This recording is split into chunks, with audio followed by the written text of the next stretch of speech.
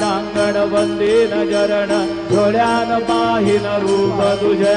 प्रेमे अलिंगीन आनंद पूजिन भावे वाढीन म्हणे नाम त्वमेव माता च पिता त्वमेव त्वमेव बंधुश्च सखा त्वमेव त्वमेव विद्या द्रविणं त्वमेव त्वमेव सर्वं मम देव देव कायेन वाचा मनसेन्द्रियैर्वा बुद्ध्यात्मना वा प्रकृतिस्वभावा करोमि यद्यत् सकलं परस्मै नारायणायति समर्पयामि अच्युतं केशवं राम नारायणं कृष्णदामोदरं वासुदेवं हरिं श्रीधरं माधवं गोपिकावल्लभं जानकी नायकं रामचन्द्रं भजे हरे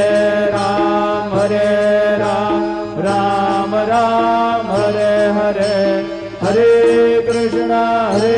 कृष्ण कृष्ण हरे हरे